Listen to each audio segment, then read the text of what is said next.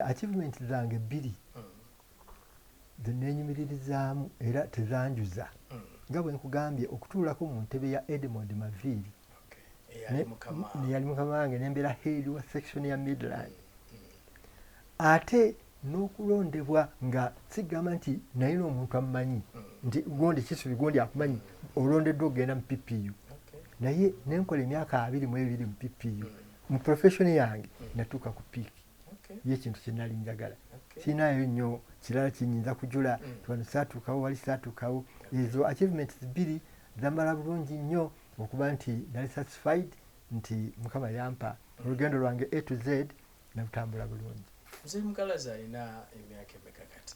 Emyaka 74. Weewaawo atebo mulungi tukwaniriza nnyo webale kubanga otwegaseeko nate olunaku olwaleero tuze tugenda kubanga tuwayamu olunaku olwaleero twagala okuwayamu ne Muzeeyi Mukalazi Kyobe ono y'omu ku abo gwoyinza okwenyumirizaamu mu kigambo ky'ebyamawulire bangi erinnya baliwulira abamu tebamulabangako naye tuli naye olunaku olwaleero tugenda kubanga tuwayamu naye tulabe olugendo olwatambudde olw'ebyamawulire weyawummulira atubuulire ebintu nga bwabiraba ennaku zino mweyogera ku mawulire abamu balowooza nti amawulire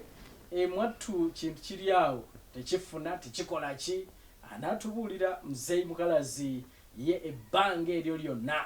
lyabadde mu mawulire ebintu bitambula bitya naye waali kamusaba babuuzeeko nate tulyoke tweyongereyo. Muzeeyi Mukalazi nsanyusa okulaba ekitiibwa. Nange nsanyusa okukusinkana. Weewaawo njagala bannayuganda abo abatulaba obambuulizeeko. Mwenna abatusimbye amaaso njagala okubalamusaako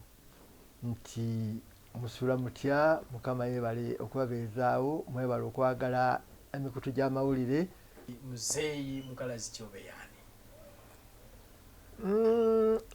Okusooka siyinza kwerabira kubanga okubeerawo kwange n'olugendo lwange kati olugendo lwange nalutuuma A to Z. A to Z. Kakati A eva ku buzaale bwange ne Z ekoma nga lubereberye November 2017 we nawummulira ddala finally ebyamawulire. Kakati ate okuva November lubereberye 2017 okutuuka kati ndi ku Z plus. Wangi oli ku Z plus. Kati ndi ku bulamu bwa Z plus naye A to Z thank God nebaza Katonda atambuzza olugendo lwange olwa A to Z naluvuunuka bulungi nenumaliriza bulungi n'olwekyo nga maze okwebaza Katonda ankulembedde n'okumpisa mu lugendo olwo A to Z ate kati ndi ku Z plus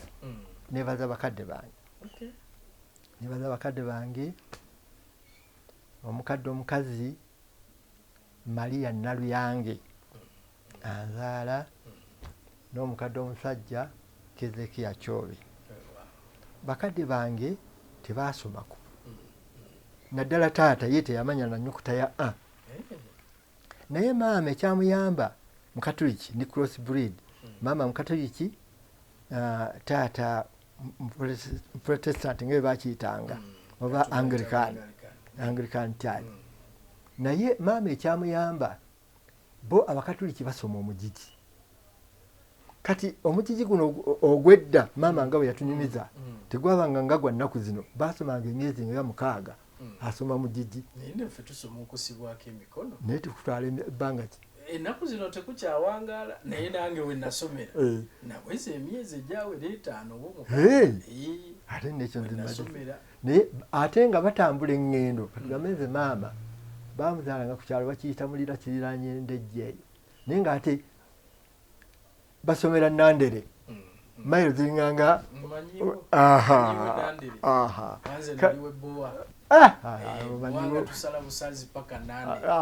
oli mutuufu oli ku luguudo olwo ddala kwennyini kale maama kyamuyamba mu gigi balina ebintu bye basomeramu nga basoma sapuli basoma biki basomamu ennyukuta ya A naye ye taata yali tagira ati naye kyenvudde neebaza taata mujjukira nti nali mu kibiina kyakuna nendwala obbwa ku kugulu twatemanga emiti egy'emisambya netuteekamu emisumaali eminene yinki 6 ne tulinnyako okutambulira ku buki ku bunuulu kati nensirituka omusumaali nagunjuza kakati ebbwa nagala ogaana okuwona kati taata agenda okunzirukira okugenda okuwummula nze nakulya bukojja bwange saakulya butaata bwange nti bweru naga nti atojja kuddayo ogenda kusoma naye yanvuganga mayiro nga 10 buli lunaku okuntwala mu ddwaliro ku kagaali naye lumu twali tuddanaga mwana wange nti njagala osome kubanga saagala kubeera nga nze saasoma ate n'ekirala nti saagala osome ompe naye njagala osome gwe obeere bulungi n'abaana bo kwegamba gundi ya layini ye ye ne bwaba nga avuddewo sigala ngeri bulungi philosophy nakati mbadde nfuna abaana abagraduatings buli graduation nkyogera nkiddamu kubanga nze bakadde bange saabawa naye tebanjagaliza kubawa wabula bagambanga nti twagala obeere bulungi naki ne famire yo ebeere bulungi era muzeeyi yaŋŋamba nti nze saagala nti osome bw'omala okusoma oba ogagadde ompe naye njagala obeere mu bulamu obulungi ne bwe mba nga nfudde bwatyo bwe yakyogera ne bwe mba nga nfudde saagala kuwulira nti wuyo bagoba omuddu w'enkoko nti ani nti mutabani wa Kyobe naga nti ekyo saagala nabagambe nti ani oyo ani avuga emmotoka nti mutabani wa Kyobe nange Magombe ngenda kubeera bulungi eyo filosofiya nakula nayo nange abaana mbagamba nti saagala musome mufune emirimu mumpe naye njagala ebintu nze bibiri njagala omwana asome asobole okweyimirizaawo ate n'ekirala abe ng'atuuse ku ddaala erikwata ekitabo mu library oba abantu bonna n'akisoma n'akitegeera buli kiseera n'obeera ng'osobola okweyongerako n'ekirala ekikuyamba okukola decision eri intellectual okusalawo saagala muntu gamba nti wama tukoze tutali njagala omuntu ekintu kikujjire ng'olina obwongo obuyinza oga nti nendooza kino kyekikyamu kino kyekito era bulijjo mbagamba intellectual decision okusalawo okulambulukufu nolwekyo ekyo kyo nkyenyumirizaamu nnyo mu bakadde bange era mbeebaza banjamba nnyo okunkuza okutuuka ku kino n'ekirala kale nasoma nga nkyali mutoototooko naye ffe twasomera kitange yantandikiza mu masomero ga private kubanga baayagala nnyo oluzungu amasomero gano aga gavumenti gatandikisanga okusoma oluzungu mu P2 ba P3 naye amasomero ga private omwana olutandika luzungu kale nga bakadde baffe bayagalanga nnyo oluzungu era olumu kyankosa kutandikira amasomero ga private nga waaliwo okugenda mu P6 ng'oyagala okugenda mu J1 bagitanga J1 waliwo ebibuuzo byewasookanga okukola nga oli mu private bakiyitanga qualifying test nga tokola bigezo bya gavumenti tumaze kutuula kati bakiranga mooko ng'olina kukola qualifying test bw'ogiyita n'okotuula ebya gavumenti era nasomera mu ssomero terikyaliwo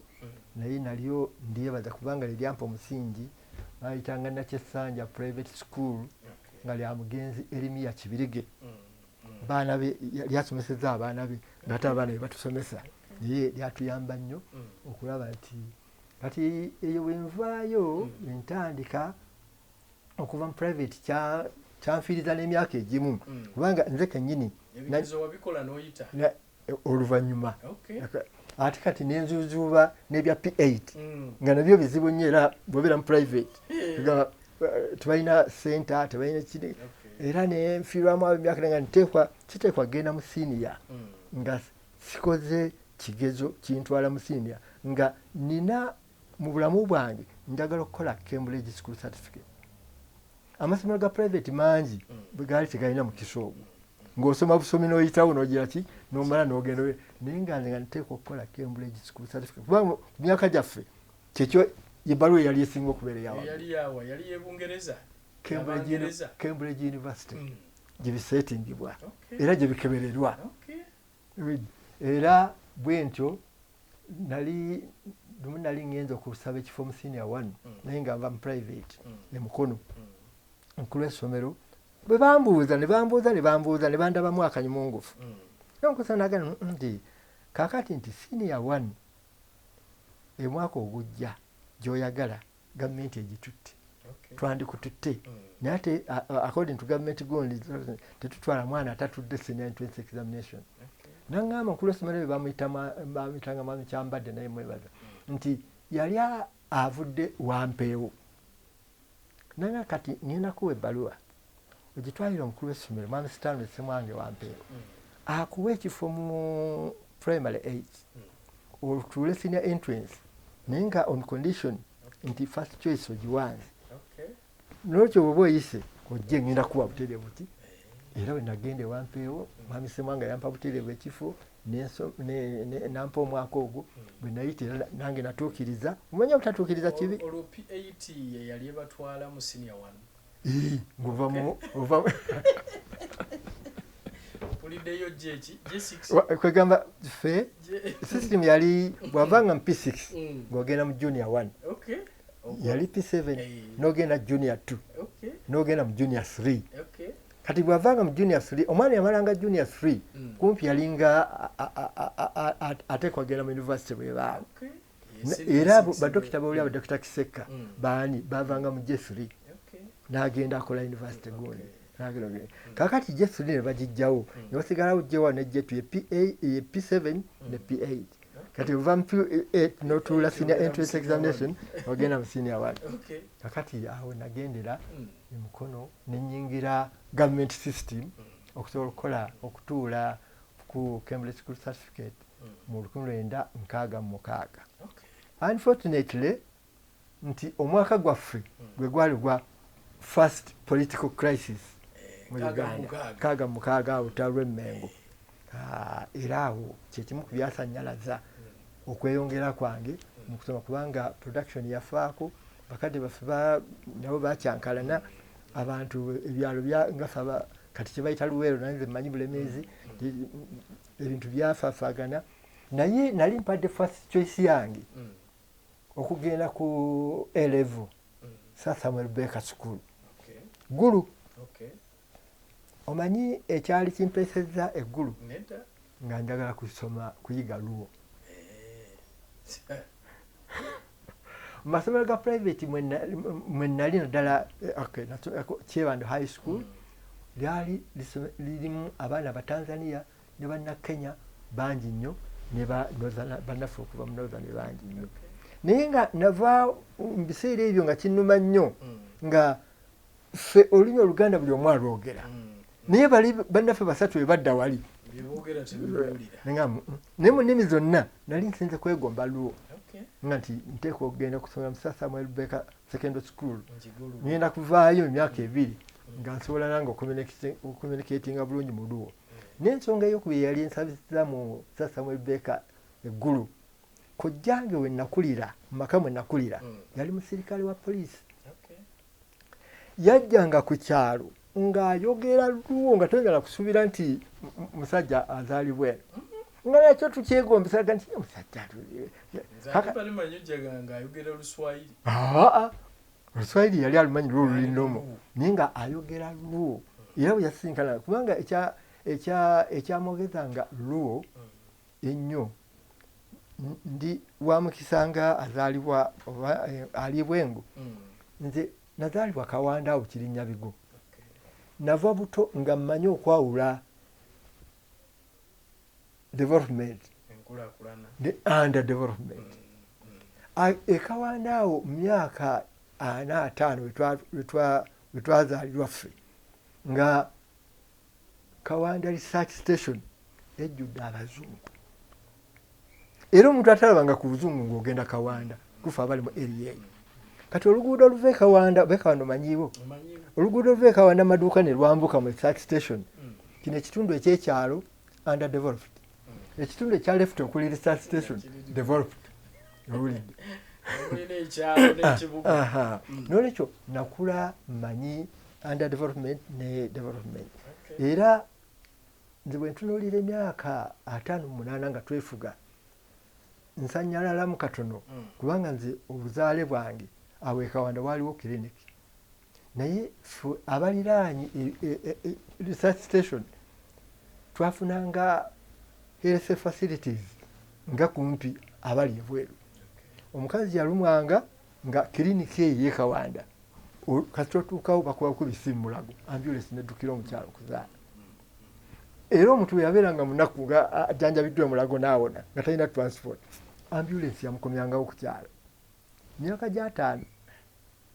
kati bwe mpulira nti ambulance zigulwa member parliament nebuuza era neewuunya. So osomye okoze Cambridge wasobola okubanga ogikola ekyo kyekintu ekyantuyanyanga anti olutalo lwaliwo mu May 66 embeera netukkiriza twabuuzibwa mpozi era kyakiyinza okujjukira nti nze nali nyinza okugamba nti nali siwuliranga ku mundu bwevuga nga ndi mwesifu naye nga siwuliranga kintu kiyitibwa mundu. Crisis ya 66 ng'olutalo lutuuse mukono lwempulirize ku mundu n'okulaba omuntu afa kubanga mukono kiri waggulu kasozi ate kati abantu abaali beekumyemu omuliro tugenda Mmengo kulwana nga bali mu tawuni kakati eri waggulu kasozi nga tulengera bulungi abasirikale bagoba n'olaba omuntu bwekuba omuntu n'agwa era ku nnaku olwo baatugamba tusule ku ssomero abaana bonna abaali nga basula walako n'essomero abalina kusula ku ssomero naye sikyobuuziza Cambridge nagikola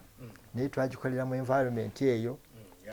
ya bunkenke era n'ebiseera byaffe ffe abakola omwaka ogwo ebyokufuna emirimu byali bizibu. So osoma paka kutuuka wa ku kyekyo kyegambe edda ye yalinga kati O level y'ekiseera kino naye nga standard wise tebifaanagana. Standard ya Cambridge School Certificate si ya O level y'omwana owaleero kubanga eri standard yali international kati nga bulaba international schools eriyo international schools ezikola Cambridge. Amasomero gonna manya amawanga gonna agaaliko amatwale ga Bungereza kibayita British Commonwealth naago agaali gakyafugibwa Bungereza gatutuula ekigeze eki ekyo kyekimu ku kintu ebyanjagazanga okukola Cambridge School Certificate. Bw'ovaano n'ogenda e Buyindi bakola school certificate Cambridge. Bw'ogenda wonna wonna awali ettwale lya Bungereza bw'olagayo ebbaluwa yo kimu era bw'ogiragayo ebbaluwa bamanya nti gwasoma naye kati kigamba byawukanamu ebyawukanamu twerageranya standard za okusoma okwali ku Cambridge School Certificate n'okwennaku zino n'ensetinga y'ebibuuzo. Amawulire ogayingira otya kuba njagala tugenda kakati amawulire bwe mmala okukola Cambridge School Certificate seeyongeddeeyo netandika okunoonya emirimu. Emirimu nga bwe nkugambye waliwo nnyo ekintu ekiri tribal kakati mu kiseera ekyo omuntu owa wano mu central nga tulina woogenda kakati oluvannyuma nembivaako neŋŋenda mu kunoonya waaliwo enteekateeka ey'okukulaakulanya amasomero g'obusiraamu Umeya schools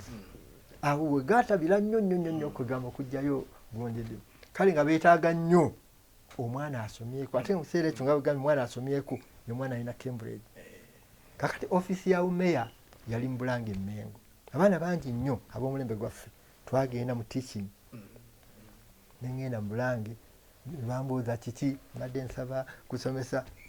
oh my god bankayanya na bukayanizi benasanga mu ofiisi kakati oyo wange anedda gwafula neŋŋamba atunda tubategeragana nga tugenda kumutwala Wanjeyo nakyo kikoze bulungi nkijjuka nti bangaba mu Wanjeyo primary school kiri Busiro ngende Wanjeyo nga baŋŋamba kakati ku Mande teekateeka ebintu byo tukuweroole siina yaddaka ne mbagamba lolengera nja kusooka ŋŋendeyo naye nga kinga nti nze nja kwetwala seetaagala ne ŋŋenda nentuuka ewanjeyo primary school nensangayo omukulu w'essomero. Ebigambo bino abalala babiyita nti bireeta okusosolagana kini, ngenda okutuuka ewanjeyo ng'omusomesa musajja yeddira mamba yeddiriisa mu biru n'asanyuka emirundi ebiri okufuna omusomesa owa Cambridge n'okufuna omuntu ow'ekikaati nanga nti njagala otandike na leero kwanza sinafuna nyina naga nti enju yino enju yalina oguyumba gunene ekyo ekisenge nkikuwadde naye omuntu eyakamala okusula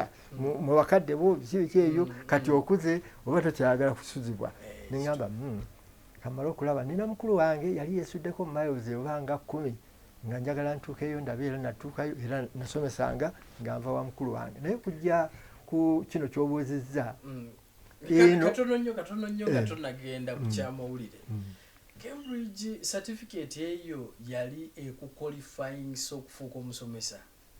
ebiseera ebyo wakati wano tewabeeranga musomesa mutendeke naye nga eryo eddaala lyali kkulu nnyo nti naffe we twasomera abasomesa abasinga batusomesanga baali baddaala eryo naddala oli bwe yafunanga ba A oba B ate oyo nga bamukayandirana nnyo ne masomero ga gavumenti gagenda n'asomesa ng'olwako kintu kimu oba oyagala kutweninga nga musomesa then nga weeyongerayo ng'omusomesa era nze kale bano baali mu yunivasite gye baavanga ekyebando high school bwe nasomera twaliyo nga twalina komite y'abaana abava engulu twasomerayo n'omugenzi oyita ojeko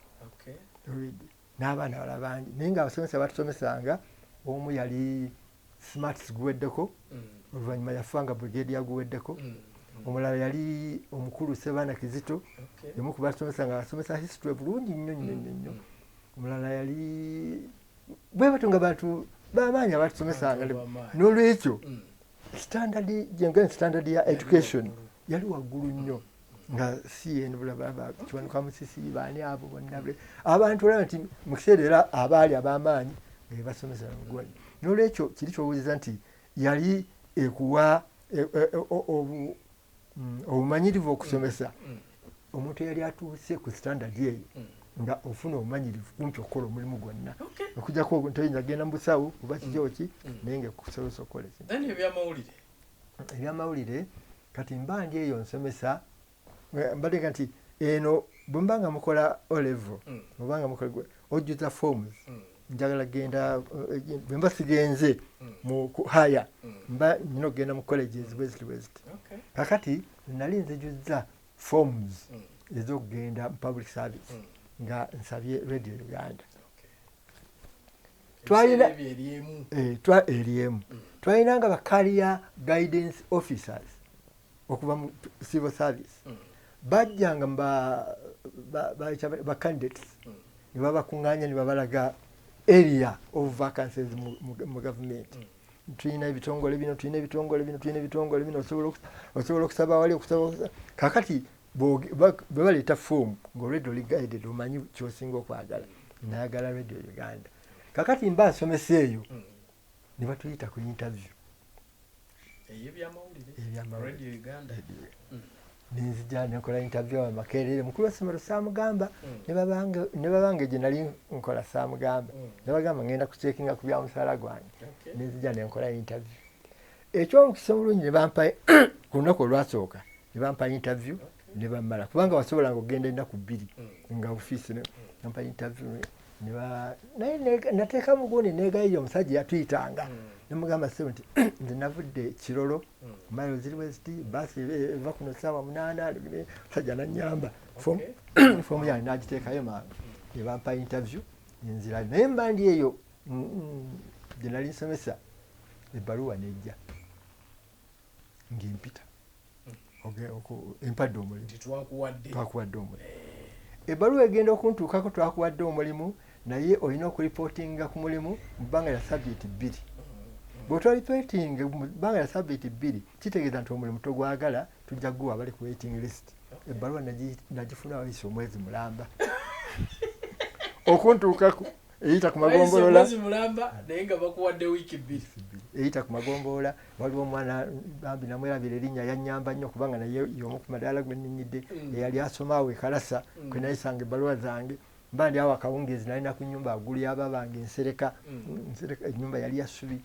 ng'omwana azze naye waliwo ebbaluwa yeeno nenvaayo ogenda okusomamu ebbaluwa eŋŋamba nti tukubadde omulimu kyokka olina okuripootinga ku sabbiiti 2 ngamba nkoze ntya neŋŋamba enkya nja kgenda enkeera nga nyambala akasaati kange nakawale kange nga nkwata akagaali kange nga kavuga nga nzija ebbaluwa ekulagirira reportinga ewa under secretary ministry of information and broadcasting and tourism mwami bamuyitanga Kitamirike nga ngende nakasero eyali tv luli nga ntuukayo nga mbuuza ofiisi nga bagindagirira nga nnyingira awo mukyala secretary yali muwoowa secretary wa under secretary nga nnyingira omulembe ogwo gwali gumanye kwegamba oli ne baba taakuwe naye ng'akwaniriza bulungi attendance nga nnungi nnyo nga era ndo yandabamu ekyalo mukyala mugowa can I help you nga munnyonnyola nafunye ebbaluwa yange eno empa omulimu naye nakere nga yisiya nga give me the letter nga ndimuwa ng'asanga natunuulira amusole natunuulira naye with sympathy amusole kubanga ebbaluwa eno ogiraba bulungi oluzungu olutegeera nti yakugamba okuripootinga in 2 weeks kakati it is over math public service teyinza kulindirira tikona okubanga yagizaawo dde omuntu omulala nemunnyonnyola nnyabo gyendi entambula teri posta teri kiki era nangamba kale linda oluvannyuma kubanga siyinza kuyisa mu byonna byonna ebyaliwo kale linda kaawo kankugerezeeku naye nkugerezaako bugereza under secretary akyalina abantu banabanga bavuddeyo nentuula awo era olwavaayo mukazi n'ayingira yalwawo nno omwami nga muwulira mukambwe kubanga nondo secretary we nga mboggolera kumuleetera trust naye nebulanga omukazi she was pleading katonda bw'abanga katonda gondi yayimba Semakula ndi katonda bw'agamba nti kinaabeera teri agamba nti kibeera nga nye nga omukazi ajjanga nti please nga bw'onnyonnyodde tokyusaako nga bw'oŋŋambye embeera gy'obaddemu embeera y'amabaluwa gyetambulamu era bw'ogamba omukulu nga ngena okutuuka wali naye ekirungi ffe twasoma batubuulira batusomesa engeri gy'oyingira mu ofiisi yo oba ogenda kusaba mulimu oba ogenda mu ddwaliro oba ogenda engeri gye weeyisa nowulidde tebakugambye nti tuula totuula tukaali nenyimira mwami namboggoleranga n'okuyimirira nkyayimiridde nenkankana infact yalaba nga nkankana naŋŋamba tuula wansi omusomesa akankana naŋŋamba sit down nentuula wansi naŋŋamba kati gw'okusoma kwakuyamba ki baakuba omulimu sabbiiti 2 kati gigenda mu mwezi gumu kitundu myezi 2 nenziramu nemunyonyola sitole yonna nga bwe yali nakenda okulaba ng'asituka naye ng'aluddewo nga mukambwe ennyo n'ajjayo fayiro n'akebera okulaba babbaluwa gye munina ekorespondinga n'eri mu fayiro ze nga zikorespondinga nangamba kaakati ngenda kukuwa omulimu ku condition emu olina okutandika olwaleero okukola wakati nze bambuuza nti oli ku mulimu ate nga siyinza kulimba n'olwekyo nti ng'akwata essimu kiseera ekyo essimu nga ntono era nga ziri mu government office kwata essimu ng'akubira omukulu bamuyitanga controller of programs radio Uganda mwami oyo bamuyitanga Kanaakulya Sempa n'amukubira essimu Sempa nkuweereza wano omukozi amannya gundi njagala atandikirewo okukola immediately kakati kale sewa atundikire radio Uganda manjeeri genda otandika okukola kwata akagaali kange nalese ku lubalaza wabweru ku ofiisi simanyi nnyo kavugira mu Kampala ne mu Kampala nali nduddemu nga Kampala ngimanyi ngenze ku radio neyanjudde nkoze ntya ngenze ku reception bampisizaawo ngenze wamukulu Kanaakulya Sempa nga ntuula nasangawo abantu abalinda nga 3 nga nyingira ekikulu kya nafuna nti omulimu nga nyingira n'ebbaluwa yange ekirungi bayi essimu eri yannyamba nnyo appointment letter nga ngimuwa sajja mukambwe ate okusinga n'oli mwoga nti ovudde mu flampen n'ogwa mu manda wansi naga nze sirina mulimu gw'abagayaavu fon tetukozesaawo bagayaavu ffe program bwebeera ya ssaawa emu ebeera ya ssaawa emu oba otuuse mu studio bwe zibeera ssaawa 12 oba otuuse ssaawa 12 oba otuuse naye myezi 2 toripootinga ku mulimu bwe nakuwa omulimu oddeyo omale naga nze sigenda kuwa mulimu naye bambi waliwo omuntu innocence kati oluvannyuma akugamba naye azeeyo fayiro ze akola atya agenda okulanga akwata simu abenkata jangu wano nengamba nti wajja kukoleka mu bukambwe obuyitirivu come to my office bayita mwana kuntwala omuntu gweyita agenda okukonkona okuyingira yamalayo dakiika nga 5 oh my god oluddeyo kuyita byokola naye nalaba discipline ng'eyo mu magye omuntu mukulu ate asinga noono obukulu ono kontula kati oli head wa section mwengenda okukola mumpisa amunkwasa mukulu okusinga ne kuono naye nga inayewombe naye mukumugamba sit down agenda okulanga batulika bombi nga baseka nengamba drama yatandika dda mu nsi naye nga nangamba oyo omutwale batumuweereza era balonzeewo dda public service yamusindise mu section eyo mutwale atandika okukola kati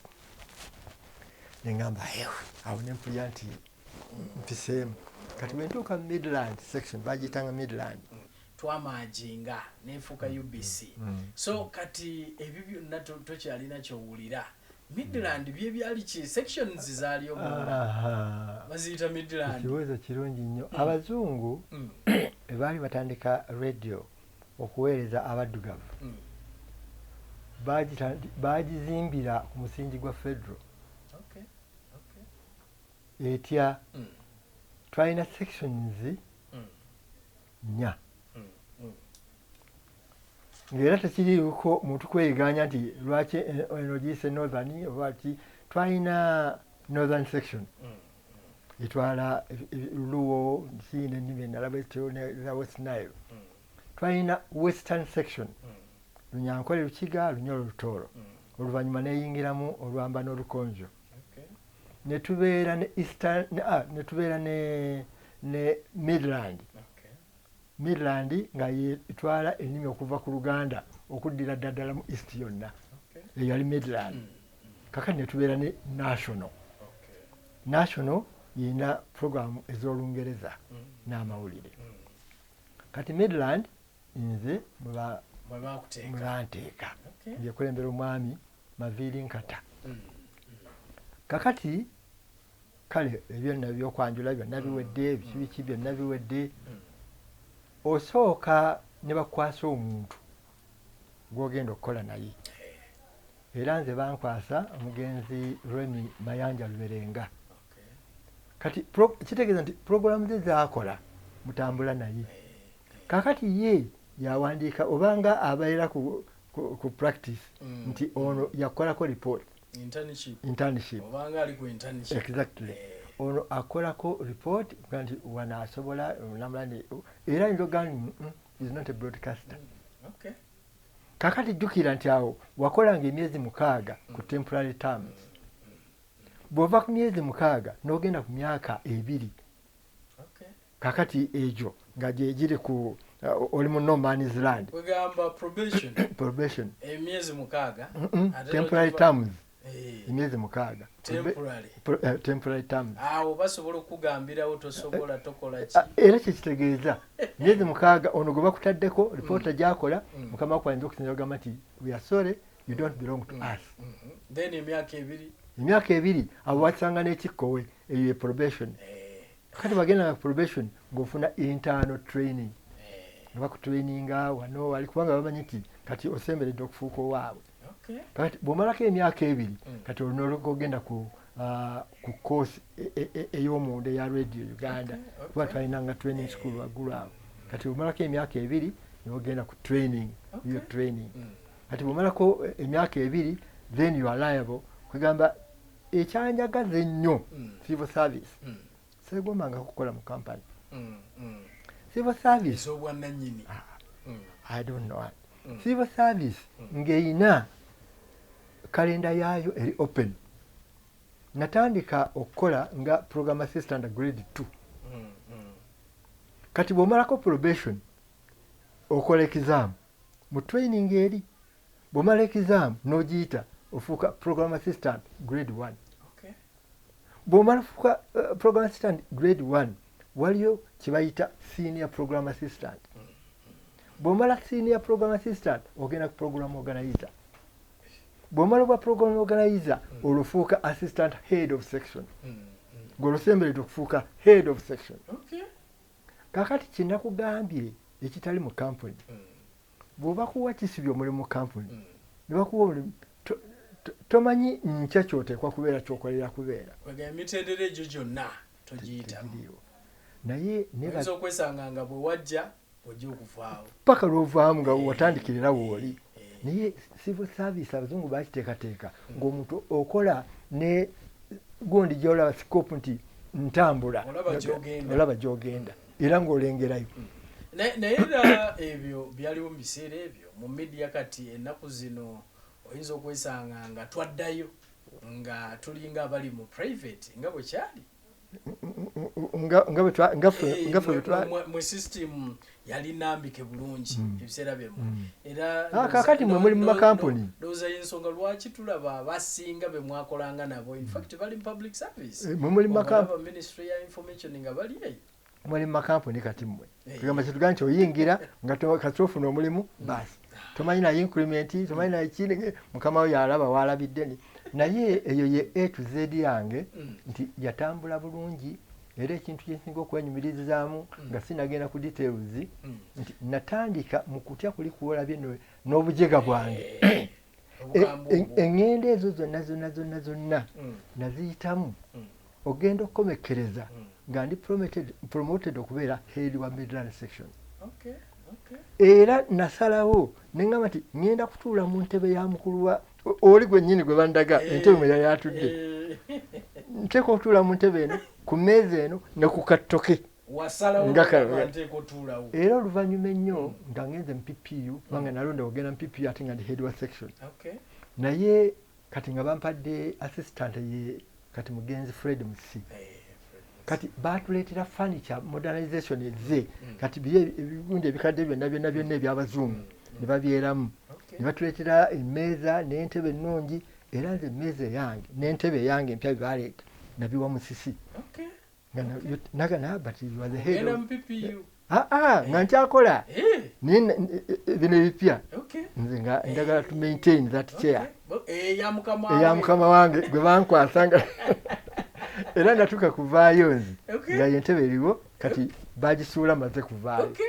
kyenjagala okumanyaawo olunaku olwo lwogenda tewadda ku ssomero kubanga bagamba tukuwe on condition nti otandika leero era wuyo otandise okutabaala mu offices weebale nnyo okubeera gundi mulungi kubanga ekyo bwe ntuuka ew'amaviiri nkata n'atandika okumpa interview ye bampa interview ye nemubuulira bukyanva mu ssomero kyembadde nkola kubanga kati badde okola ki obadde osulawa obadde okola otya nanyenya omutwe n'agamba noti kakati ffe emirimu gyaffe wano tukola paka ekiro ate ekirala bw'okola ekiro emmotoka yaffe tegenda mu byalo ezaayo abantu okukoma ku mayiro 5 ekisembayo ddala obunene ate ku kolasi kakati gwava ekirolo kulwese muto bw'onootandika okukola olwaleero ninjagala okole gwe naba nkuwadde ekiro tunaakuteeka wano tetusuza abantu mu studio nangamba nkuwadde sabitm between you and me kuwadde sabitm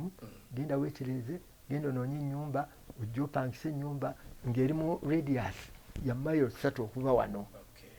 kakati ekyo wemponera keko obuntu nno akobuntu oli bakama be bombi bamugambye teeka okukola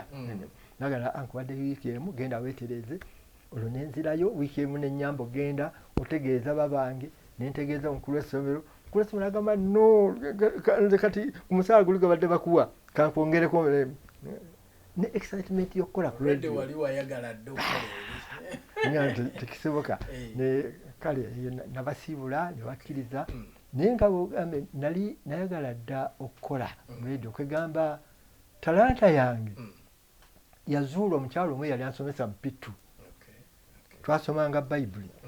obunyukuta bwa bayibuli oba obumanyi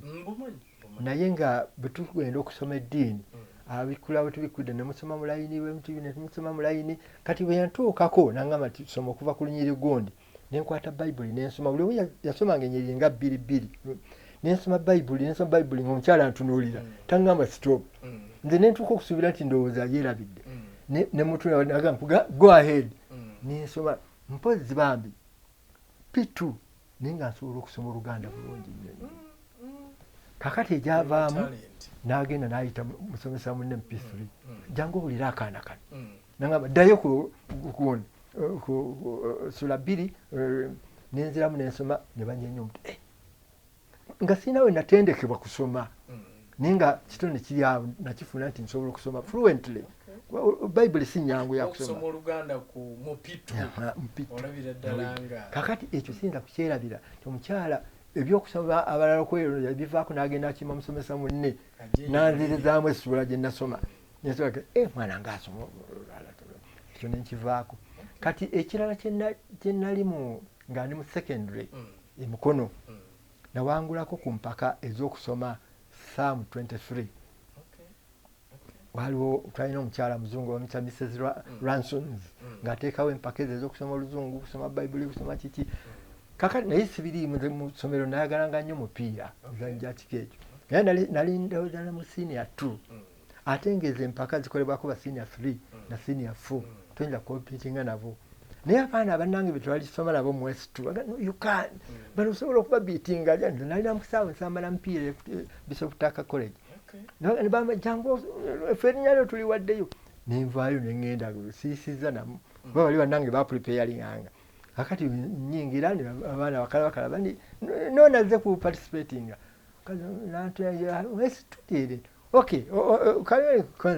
nsobola okumanaginga Psalm 23 wali ogisomyeko nti ye ng'abikula nga nkwata adda wali tandika yonna nensoma Psalm 23 nempangula basenior 3 ne S4 nampa n'ekitabo kyange kinene nnyo ng'ekirabo gamba ebyo ebiraga nti gyetugambye nti waalingawo edda ebitone n'abali avunaanyizibwa okutumbula ebitone kanno ne mu ssomero nze nga bannange be nasoma nabo baali bankazizaako erinnya erya olw'okusoma obulungi oba mulimu literature gundi situka osomero nga bampita Ben Kanyanja eyo kiseera ekyo yali musomi w'amawulire mulungi nnyo BBC trained era nze we nayingirira mu radio nga training officer owa radio Uganda kale kugamba waliwo abasoma bulungi amawulire nga Cosima Walugaba Ben Kanyanja eyo George Bisobolwa abekiko ekyo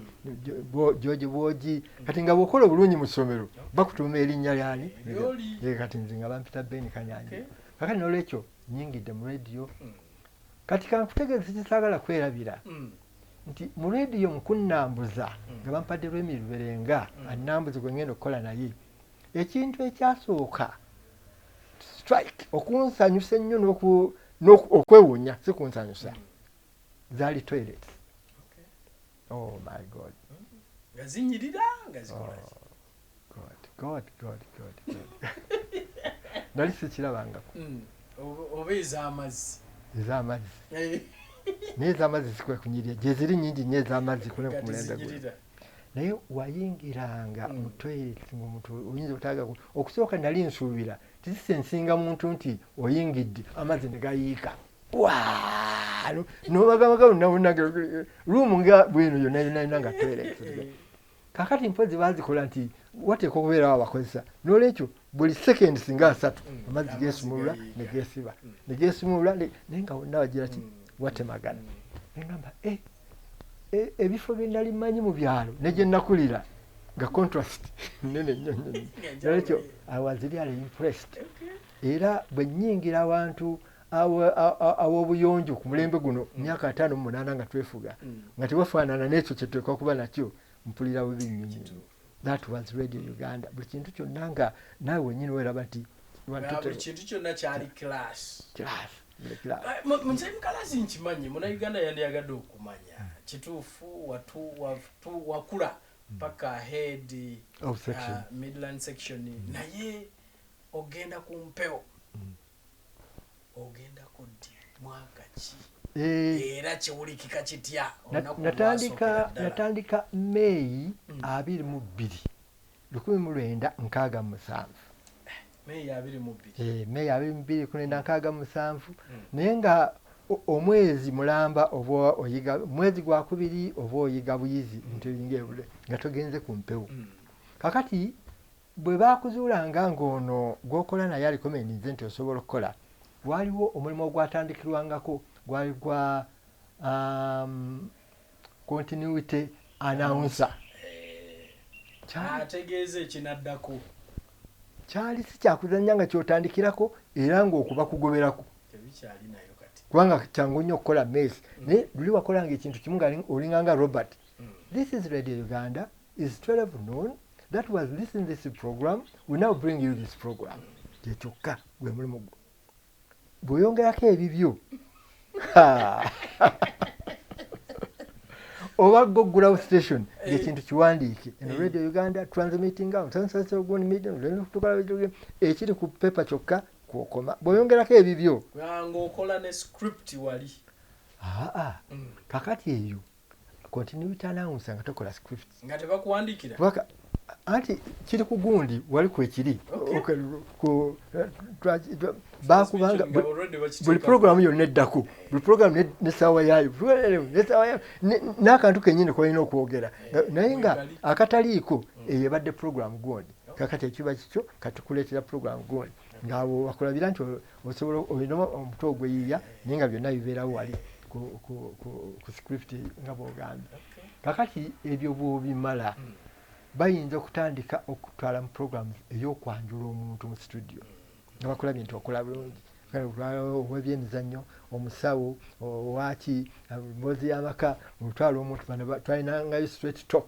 oli ng'aleeta bulesi emboozi ya dakika 15 n'omutwala ku mwanjulo bagamba wandiika amannya ge mubuuzo omuwandiika amannya ge ki kyakola nekyagenda okwogerako n'ogenda n'okola introduction y'omuntu gw'otutte era bw'amala oyo abadde mwami Jackson Kisubi abadde atuuza ku kintu nga kino bwe baakulabiranga nti olina amagezi kwekuteeka points wansi mu bintu byayogedde n'okola ka summary mu kifo ky'ogamba nti abadde mwami Jackson Kisubi n'emboozi y'ebyobulamu mwebale nnyo okutuwuliriza ate oli alimu amagezi agasingako wo akolamu ka summary bye tulabye bye twogedde atuwulire ku kino katumulinde omulundi okulaba aga oyo najja kubeera broadcaster. Kwegamba bwe wamuleetanga omwanjula nga tekitegeeza nti ozze mu interviewinga ye azze as an expert wansonga ze agende kakati awo tonnatuukawo ate bw'otuukira okuinterviewinga omuntu bakuwadde okutwala katugambe twalina n'omwami nga John Katende yakolanga programu y'amanya ddembe eyo bannamateeka kakati eyo gw'ogenda ng'ogenda yajje n'emboozi ye naye ng'era ogenda ojjamu ky'omubuuza ogenda ojjamu ky'omubuuza era nga bakama abo bayiga balaba by'obuuza biri ku gundi yennyini oba tebiri oyinza okubuuza omuntu ekibuuzo nga kiri off the gundi kakati awo ate oba osumuseeko katono naye twalina programu endala omuntu zotandikirako ey'ennyimba eŋŋanzi listeners favorite dakiika 3 kubanga ffe twakolanga programu nga ziri mu dakiika 15 dakiika 3 programu yasembangayo okubeera empanvu ennyo ya nnyimba ŋŋanzi ya ssaawa nnamba ate yabangawo ku Sande lwokka va ku ssaawa 10 okutuuka ssaawa 11 programu endala zonna zibeera mu programu dakiika 15 3 oba 45 wezi katuli mu ssaawa 2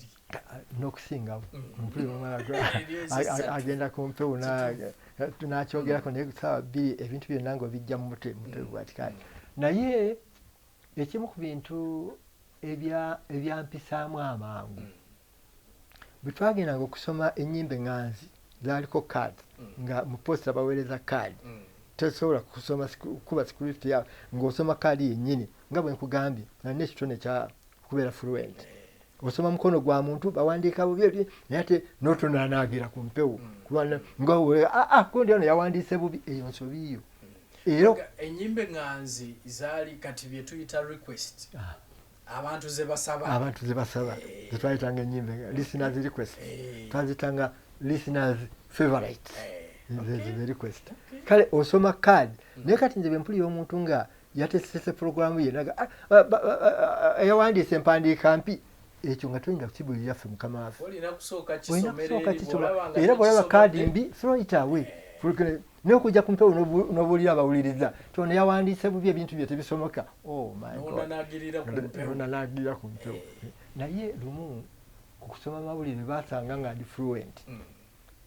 mwami Peter Kakooza omugenzi Saalongo gwe bankwasa ku ludda lw'amawulire agamba nti genda kale otraininge naye olabe kati netugenda nga tukola n'amawulire kakati amawulire gajjanga nga gali labeled A B C D story ey'amaanyi beerako eteekwa obuteekwa okugenda ku mpewo si kutuuka naye eteekwa okugenda ku mpewo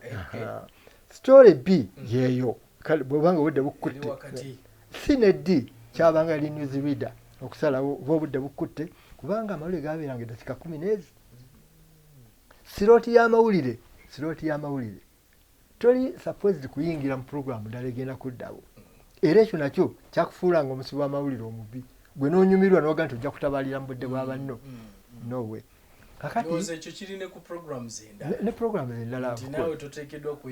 kubanga ate ffe twalinanga ne stopwatch wagendanga okukola recording ng'olina stopwatch olugamba mu kiseera kino olugende ng'onyiga ng'etambula bwe wabangawo ensobi nga muli ku recording ng'onyiga ng'oyimiriza nga mwetereza ng'onyiga ng'otambula kale dakiika 29 programu y'eddakiika 3 ng'olina okukola dakiika 29 kitundu space eri eyanawunsa naye nakola ne Kakooza emyezi nga 2-3 nga ngenda bugenzi nampa story translatinga nandaga wano okyusiza bukyamu nawe yatranslatinga nandaga ezize n'ogerageranya original ne translation naye baali tebanamugamba nti akole Kakooza nanteeka ku mpewo saa 7 gwa misana nanga nti nze ndabye ng'osobola amawulire gwogenda okusoma nga tugenda mu studio nga wetudde kaakati ng'atuula wali aganteekeddeteekedde bulungi nga mpirimula amawulire tugenda okutambula twatambuzanga bigere okuvenda Kasero yali new studios okudda ku radio tukiyita na broadcasting house ng'obuwuka abakulu baalidde edda obuwuka nga baamulinze dda agenda atya ku mpewo ani yakugambye okuteeka omwana omuto ku mpewo ate ebeeranga empewo naye amawulire era bamwandikira ebbaluwa basooka nebaga explain ani yakuwadde obuyinza wasazeewo otya nempulira nga nti ngandabye naye Kakooza waliwo ekintu kinagambye okukola decision ogidefendinga yali faamu kubanga twakomawo eno mu general office nzizeeyo kukankana nga bagenda kungoba naye Kakooza banne bamubuuza there's no mistake omwana muto naye ali even a better standard okusinga kuba mukufa abasoma amawulire ekigenda okuyamba Kakooza kubanga yali alina okufuna disciplinary action be bantu abalina amasimu tewayita dakiika 3 nga bakubira mukulumaviiri oyo omusajja bamuyita musajja kalenze katonya omusajja mwamugyewa ng'asomye bulungi ogenda okakana nga bad administration nga bamubuuza banne bali ku equals gali why nga mwafunye omusajja asomye bulungi amawulire Kakooza bamuyita buyisi ebbaluwa ne bagiyiza nebanga weejeeredde gundi consensus eraga nti omwana asomye bulungi era omwezi ogwaddirira ne banteekako nzekka ku roster ne bampa ennaku ezange that was an achievement tewali n'omu mu radio ku history ya radio yali akituuseeko bonna bonna ng'omuntu omala kumala mwaka oba myaka 2 nga naye ekyo nakyo was a great achievement. So wasoma amawulire wakola programs nakola amawulire myaka emeka okuvira dda okay mu radio nakolamu emyaka 2 actively radio Uganda oluvannyuma lw'emyaka 2 1985 nga wazzeewo enkyukakyuka mu gavumenti omukulu General Tito Lutwa awambye Obote awe bannondera ogenda ku PPU kakati awo naye ng'ate nsigaza nakyo kyali unique nasigala ndi head wa section kyokka nga bannonzi ogenda mu PPU kakati ne bangana kati onoobanga emirimu giri gikumazeewo Fred Musajja ajja kujja kukola naye nga head wa section nga waliwo emirimu ate deputy gyatakola gamba nga okujjuza confidential report ekyabanga kikulu nnyo head wennyini kubanga obulamu bw'omuntu businzira ku report ze bw'omukozi kale navanga kumpi entebe ekiro nempita wisiwa nengenda mu office bwewanga bintu ng'ebyo byetaaga stabe nembikola naye byonna byonna mukama nanyamba nebitambula nembimalirira so myaka 2 ngandi ku Radio Uganda 85 ne bannonda n'ogenda mu PPU omulembe gwa Lutwa ndowooza gwalinga mu August naye ate mu August September saamalayo na mwezi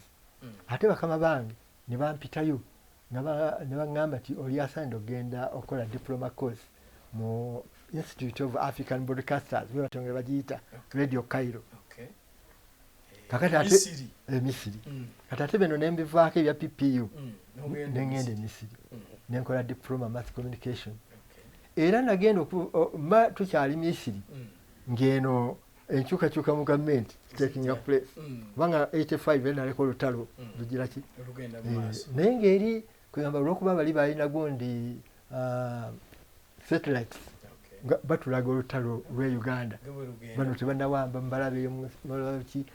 twalina n'olutalo olulala olwali so gundi critical olutalo lwa Iraq ne Iran seera ebyo twali Misiri ne bakulaga olutalo lwonna nga lugenda mu maaso ngenda okudda eno oludda mwaka ki 86 nga mu April ngeno gavumenti yagira ki NRM yawamba dda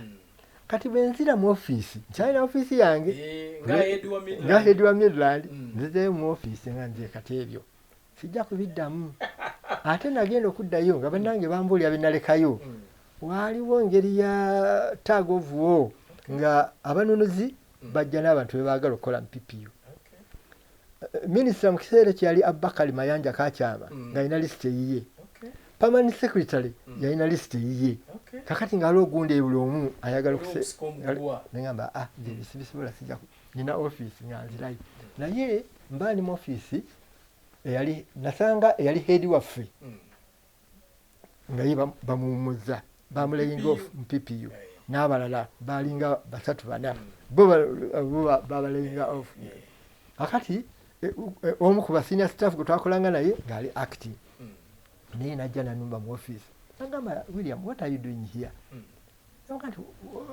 what do you want me to do and to do it where nedda nti gavumenti yakulonda kukola mu PPU kuweereza mu PPU n'olwekyo irrespective of the changes gwolina okubeera muki kati eno gavumenti yennyini era bwe nebanga egambye nti togenda kukolayo ojja kukomawo nempulira nga kusika mugwa naye ekintu discipline emphasize ekintu discipline ku head wo kikulu nnyo nnyo nnyo an immediate head nembanga muli ba equals naye head wo bwakugamba ekintu there is no argument era enkeera nanoonya akagoye akalungirungiko kubanga munange PPU bakukulisanga n'okukulisanga bakulonza okugenda okukola mu PPU congratulations gwe kati olinye kale standard zabanga zanjawulo kola ne president si kintu kitono in fact I thank God for that also era mukama wange omu namunnyonnyola kiseera ekyo press secretary yasooka yali mukyala Hope Kivenjere namugamba nti nze definitely nebaza Katonda nebaza gundi okuba nti it is okusumusibwa kw'amaanyi nnyo omuntu okukola mu kitongole ekisakira president amawulire kakati munange nenzirayo netukola kazi movement netukola kazi era mu butuufu enkyukakyuka ne zigenda bagendanga baleyingako ofa abamu abali musigala ne baleyingako ofa abalala okutuuka final list lwe yakolebwa eya PPU mu gavumenti ya movement era list eyo egenda okujja eri final lyenya lyange kweriri nensigalayo nenkyapa kaazi emyaka 22 nga nkola ne president 22 ekitegeeza wakavaayo egyo emyaka anti gandi na kwegamba namala natuuka ku myaka egy'obukadde mu mwaka gwa 2006 era nenteeka mugondi zange ne banzikiriza retirement naye oluvannyuma lw'omwezi gumu mukama wange eyali immediate boss Venerato Koya Keya yankubira simu wange oli ludda wala nga ndi bulemeezi eno bulemeezi wali ekyalo bakiyita Ndeeba okola ki ssaawa zaali 8 nti ndi mu lusuku nnema n'aseka nnyo naga zino essaawa zirima je ndi nnema nanga bakwetaaga sala amagezi gonna reporting okomewo mu office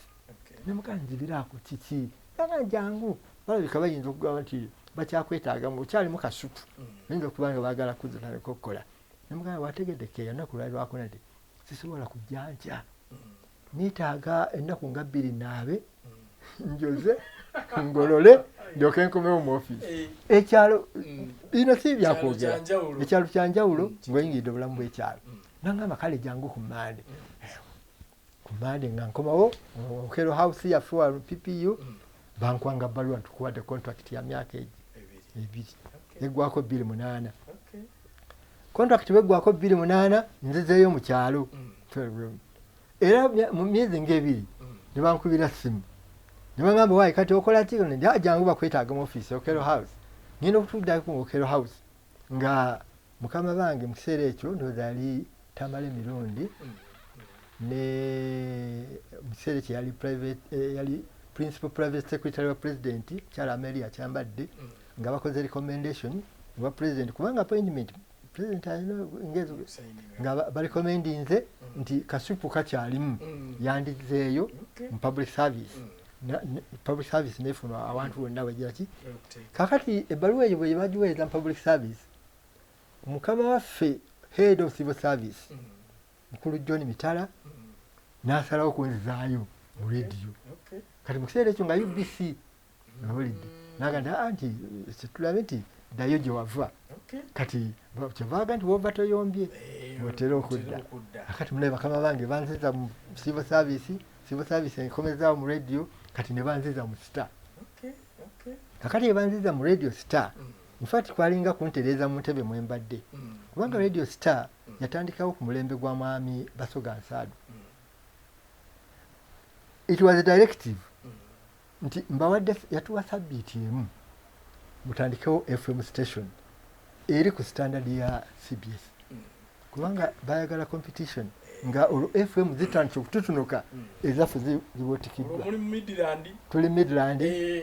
twalinawo negundi tumanyi FM bagiyitanga naye nga tevaayo Green Channel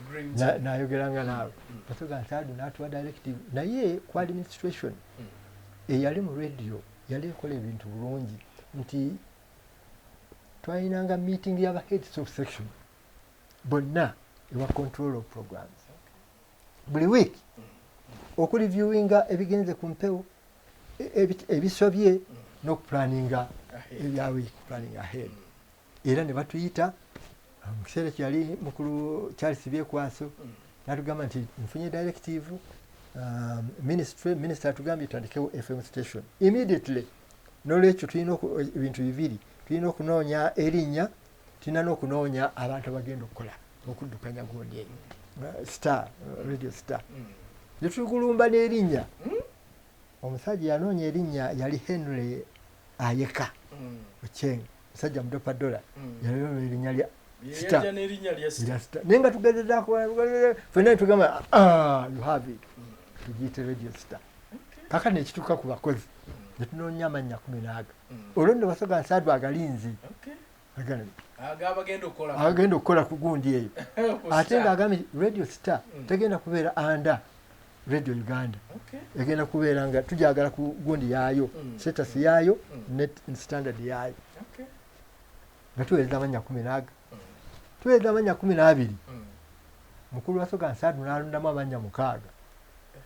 gokka nagaba saagala ku muntu mulala yenna era amannya ago amannya ago kwaliko Andrew Kaweesa kwaliko Mugambe Stephen oyo nno nga ye mukulu waayo kwaliko Dika Mulima Sempaka kwaliko Mugambe yasooka okubeera omukulu oba yasooka kubeera Paul Martin Leta? Martin Leta yajja luvannyuma. Mugambe yasookera ddala. Kwaliko noza Pasis Mwanga kwaliko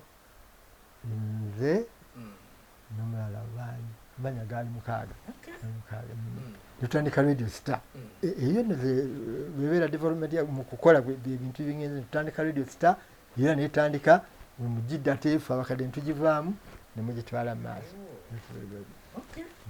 Weewaawo neyanziza so okutwaliza wamu emyaka emeka mu mawulire? 5 kubanga bwe nkomawo mu civil service nga civil service enkomezaawo radio nakola emyaka 8 iri gyali 42 22 mu PPU n'8 emyaka 5. Kusoomozebwa ki okusinga gwe kwasanga mu field eno ey'ebyamawulire kwoyinza okunyumyamu naffe? Okusoomozebwa tekwali kunene nnyo nga bwe kubeera kaakati nga mwemubeera kubanga ebintu byali bitambula smartically.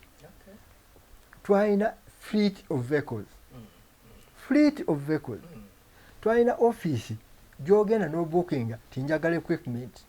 njagala ne transport toddayo kasi otwalayo foomu yo enkya ogenda ku board n'olaba bakuwadde ssaawa mmeka bakuwadde motoka ki bakuwadde technician ki nga ebintu biri so orderly n'olidde n'olwekyo tewaaliwo nnyo kubanga mu broadcasting ekintu ekisinga obukulu ebintu bye weetaaga okukozesa equipment byaliwo kale okusooka n'akasaala ffe twatandikira kaali kamala. Kizibu nnyo okusanga omuntu agenda akasaala twatandikiranga ku siringi 3 100 200 3 kwata ennusu yo siringi. Saawa eno zirimu sente nga mmeka ezo ebisatu? Owa ndowooza zandibadde nga miliyoni 3 bala okusennya. Akasente kaali kangi. Akasente kaali kawera. Nga twalina ekintu kye bayita akapapula ak'essiringi 2 ke kaali kasembayo waggulu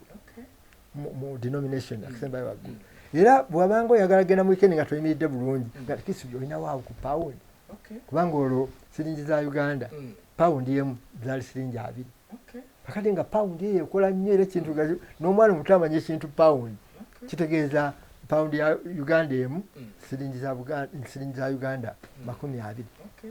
Kale sente zo ng'olwana nazo tuyinza zimalawo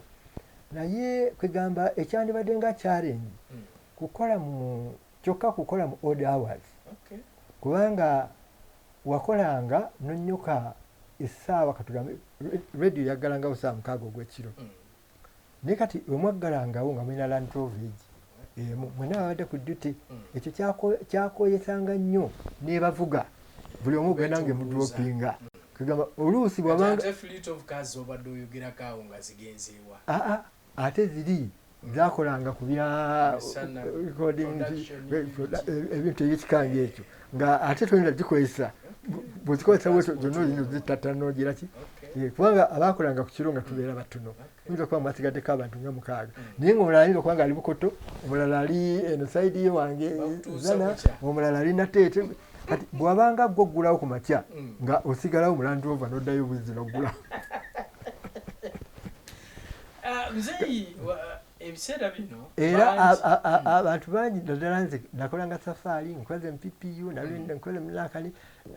gundi endala eyali challenge nti wafunanga ebiseera bitono nnyo ab'amaka ab'abantu b'awaka n'abaana bo okulaba buli kiseera twabanga mu kutambula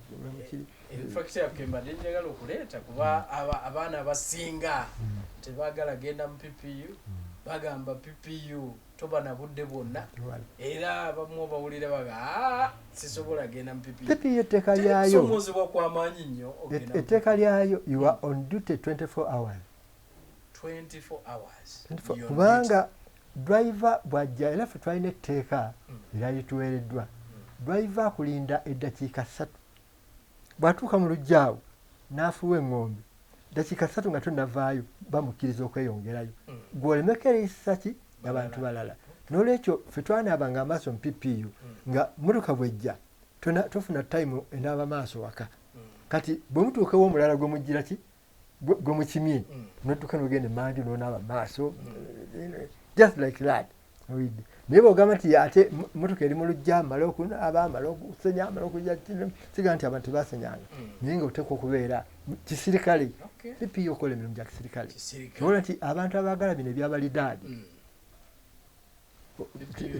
it might not be your place to work. Njagala okwogerako ku nsonga kubanga byonna by'oyogedde ndaba mu professionalism mwali mugoberera ekyo ekiteekeddwa okuba nga kikolebwa. Njagala tugeraageranye ekiseera kino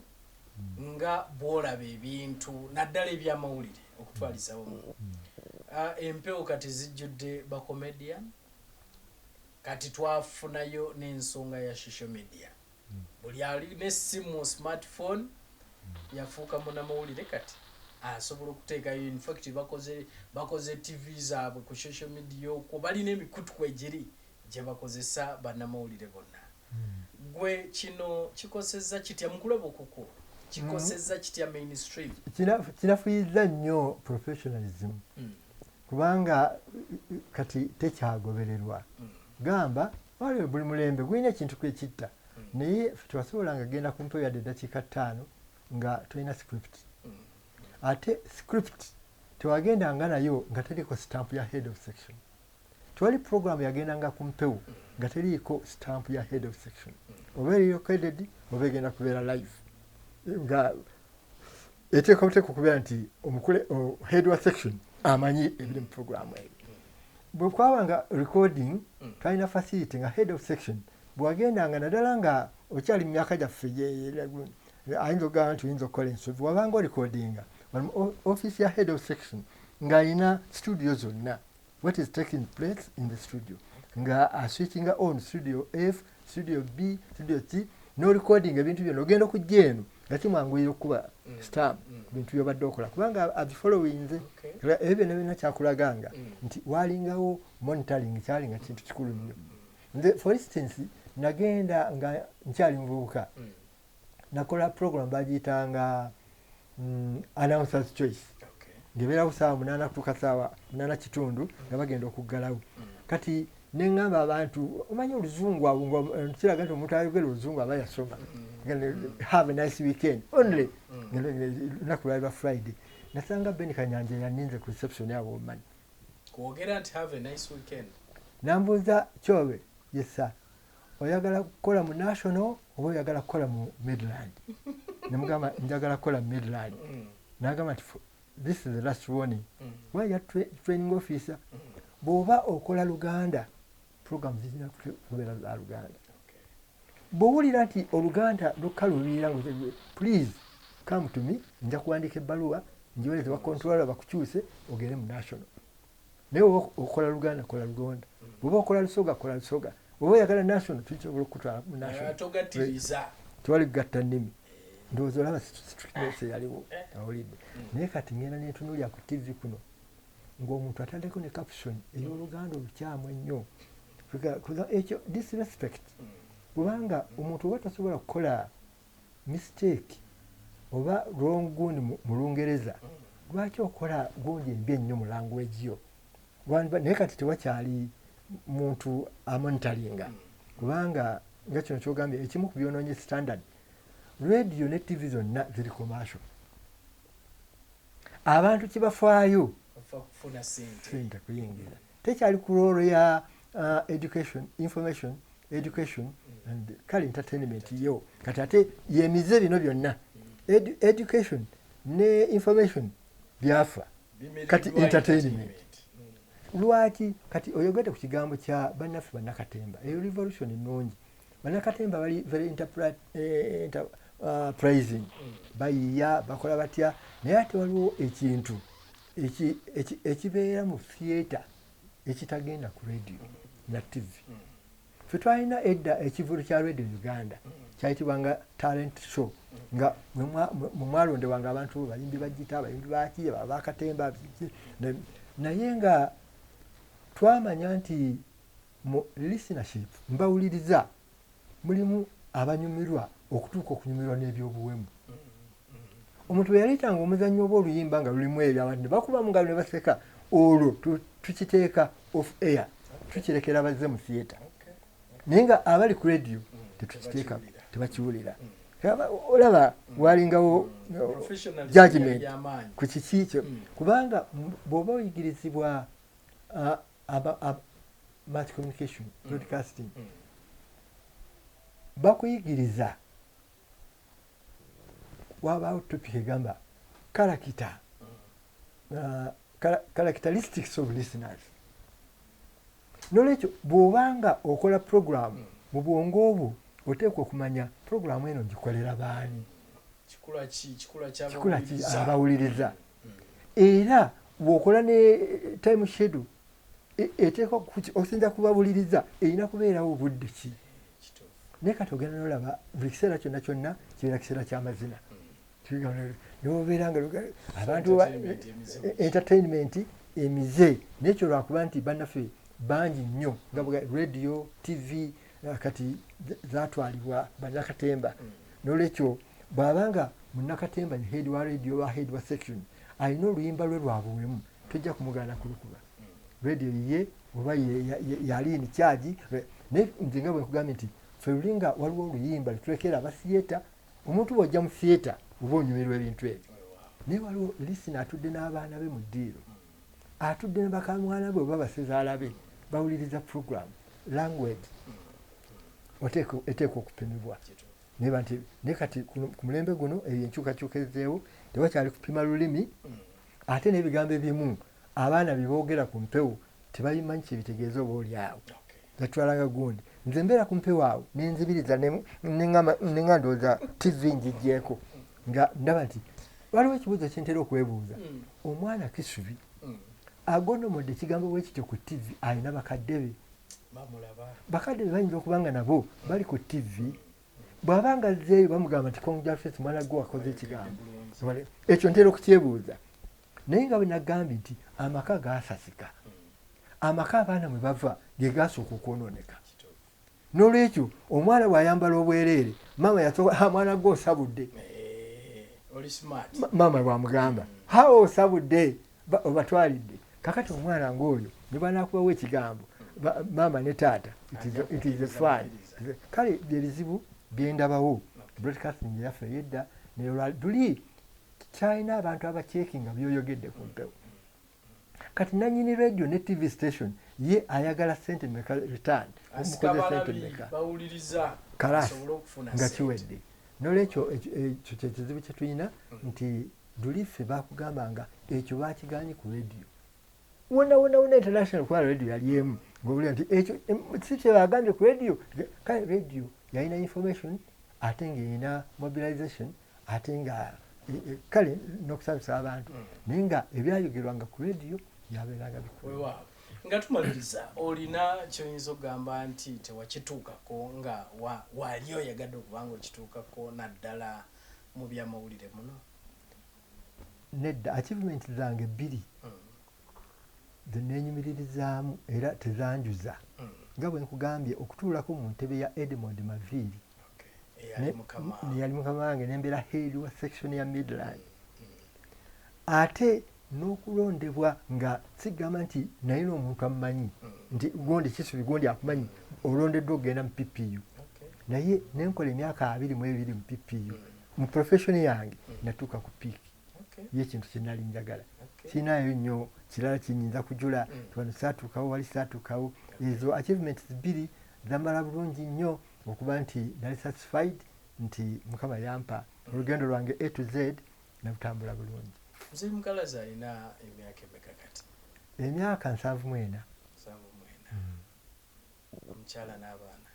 N'omukyala n'abaana n'abazzukulu.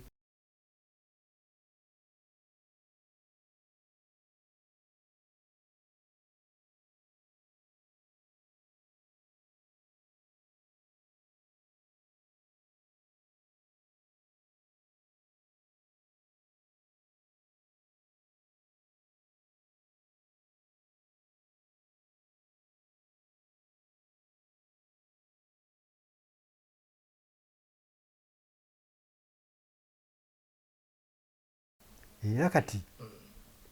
okusembyayo ng'ogambye kusembyayo nina okwebaza mukyala wange Margaret, kubanga ffe tukulaganye ne tuwuliriza ebigambo bya domestic violence bane waffe tebiriiwo. Ate byandibaddewo nga ebiseera bino nga okaddiye ku mulimu biba bizibu nnyo, kubanga bakugamba tetulina kino nja kuleeta, naye kati bw'oba okaddiye tolina bw'ogamba nja kuleeta. Kati mbeeraawo ekyo nakyo kikoze nga domestic violence. Tetulina kino tetulina kiri, naye naawe olaba nange nawummula kati oyagala nzijjewa kakananga mutabuzi. Ekirala njagala okwebaza abaana bange bankoze bulungi, abaana baffe batukoze bulungi, nti tetufunye disappointment y'abaana. Abaana kati balwanagana ne bakadde baabwe, abaana bagoba bakadde baabwe mu maka muganya okufa, ffe naffe twagala kubeerawo, ebintu ebyekikanga ekyo. Oganye kumpa ku ttaka nze nange vaawo n'atema, naye tetufunye disappointment ya kika ekyo. Abaana baffe batambudde bulungi nga balimuko ku percentage y'eddiini. N'olwekyo batambudde bulungi, bamanyi okuwa bakadde baabwe ekitiibwa n'okwagala abantu bannaabwe. Ate ekiba kiremye ng'olaba nti omwana asobola okugamba, bwe ŋŋamba abaana baffe ntwaliramu bonna wamu, kubanga nina abaana abafumbiddwa, nina abaana abawasizza, abo bonna ze members of our family. N'olwekyo abaana ab'obuwala ne babbaabwe, abaana ab'obulenzi ne bakyala baabwe, n'abatannaba kuwasa, bonna batukoze bulungi nnyo, batukuumidde ku standard nga tetugudde nga mutoga nti bw'otunula ku gundi obutamuswaza olina nabutamubuuza. Naye tukyaliwo, tukyatambula, emitwe giri waggulu. N'olwekyo Mukama mulungi. Weewaawo, tweyansiza Gatabo mulungi. Mzee Mukalazi Kyobe gwe twogeddemu naye olunaku olwaleero ku nsonga y'obulamu bwe, naddala mu field eno ey'ebyamawulire gye yawummula. Agambye emyaka 5 bweddu nga ali mu kigambo ky'ebyamawulire. Taata nkweyanziza, webali kwogerako nange. Ate nange ndi wa mukisa okuba nti nakolako n'omuntu omugundivu bw'ati. Era Mukama mulungi, kubanga bwe twali nga tuwummula bateekerateekera koosi y'abagenda okuwummula, omusajja n'atugamba nti kummwe mwenna nga muli wano, nga mbadde mmanyidde myaka 5 okeera nkya n'ogenda n'okola, n'owummula ku mulimu n'okeera ku makya n'ozuukuka nga tomanyi what to do, tosobola kuwangaala myaka 2. And that is the fact. Jijo jekulungudde. Ate weewaawo saagala okwongera ebingi. Mzee Mukalazi webali kwongerako eri eggwanga. Ate obumulungi tudingane nate omulundi omulala. Mubeere bulungi mwera.